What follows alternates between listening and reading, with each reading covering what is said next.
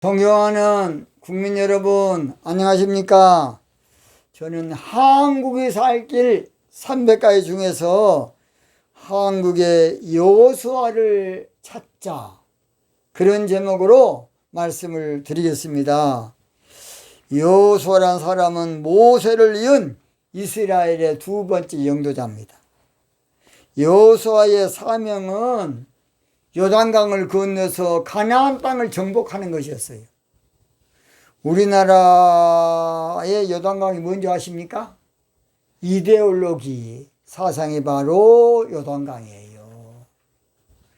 우리나라가 요단강을 건너야만 잘 사는 나라가 되고, 요단강을 통과해야만 세계적인 나라가 될 겁니다. 그렇지 않냐고? 요단강에서 그저 좌파가 많냐 우파가 많냐 계속 좌우 대립 가운데 요단강에서 허우적거리고 있으면 우리나라 영원히 떠내려갈 겁니다. 요단강. 그래서 요단강이 잘 쓰면 남한 장군을 치료하는 강도 되지만은, 요단강은 급히 흐르는 흙탕물이기 때문에 잘못 사용하면 전 민족이 죽을 수 있어요. 이데올로기 문제의 강을 지금 통과하지 못하면 우리는 다 참여라고 말 겁니다. 저기 문재인 대통령이 지금 거의 5년 동안 이데올로기의 강력한 정책을 썼기 때문에 이대로 가면 나라 망합니다. 제가 그랬죠? 가장 빌어먹을 정치가 이데올로기 정치예요. 가장 못된 정치, 나쁜 정치, 호리자식 정치, 흉악한 정치가 이데올로기. 왜냐? 잘 들으세요. 우리가 1945년 해방해가지고 이데올로기 때문에 대구 폭동 사건, 여순 반란 사건, 제주 4.3 사건, 결국 그 총화가 6.25 동란이에요. 그런 무시무시한 것이 이데올로기. 그걸 모르고 있어요. 그걸 모르고 있다고. 우리나라 국회가 지금 건전한 여야 관계가 아니고 좌파, 우파, 투쟁이 바로 국회입니다. 우리나라 정치판, 교육판, 사법부 다 여러분 좌파 우파 투쟁 장소야. 요즘 그래서요, 재판도 엊그제 그러니까 대법관도 마찬가지. 그냥 자기 성향이 좌파면 무조건 어떻게 하는지 돌려서 좌파로 하고, 자기가 똑같은 판결이라도 우파면 또 그 사람 딱 죽여버려. 그래서 많이 쓴 이유가 증거 불충분. 또 지금은 그럴 때가 아니다.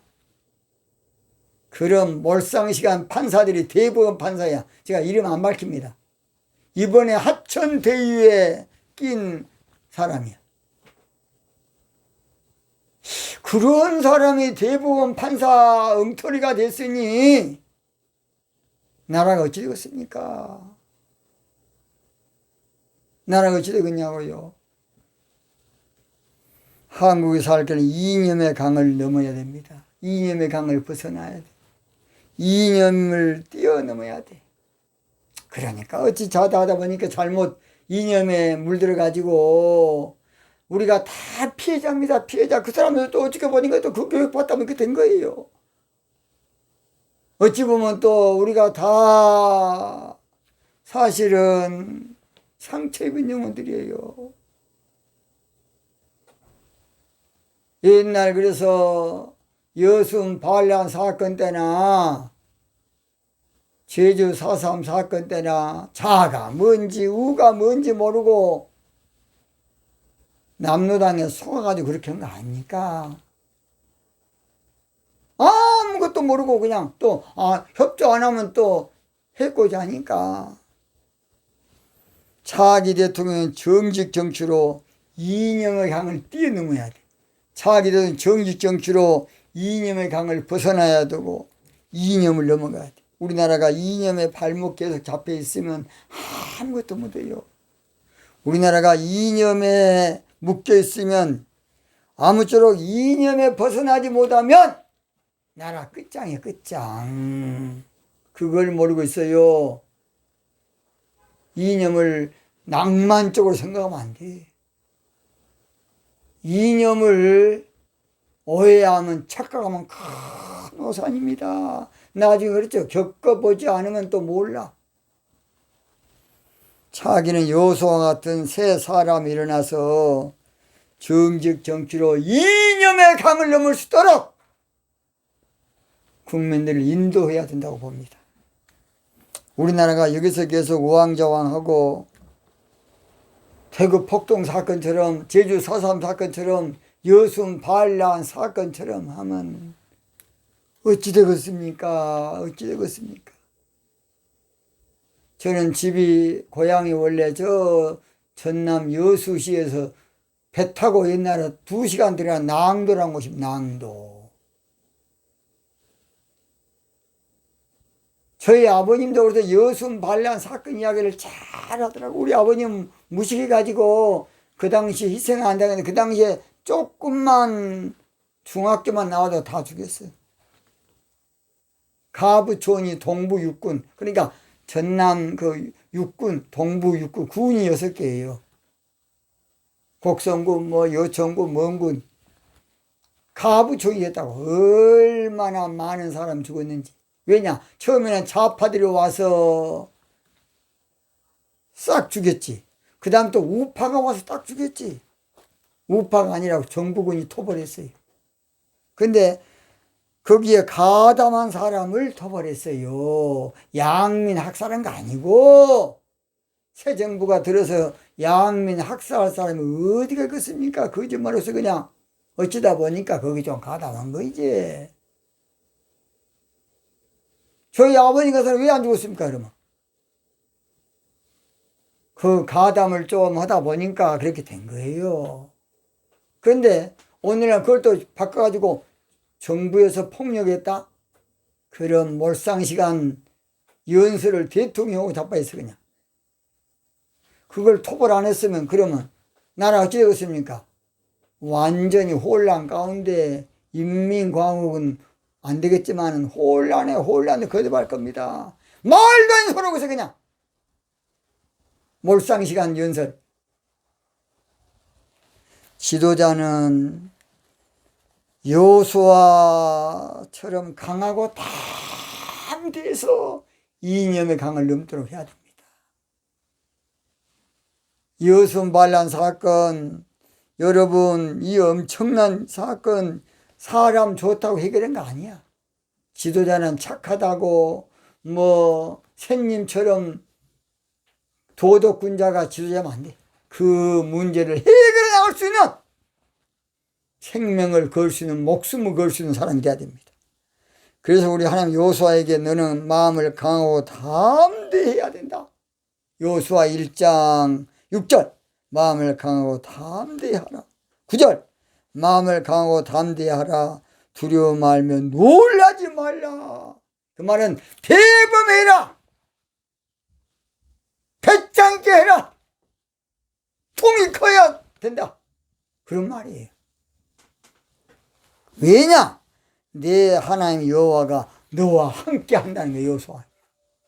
자, 차기는 여호수아와 함께하는 정직 정치로 이념의 강을 넘을 통 큰 지도자가 나와야 돼. 배짱이네 지도자.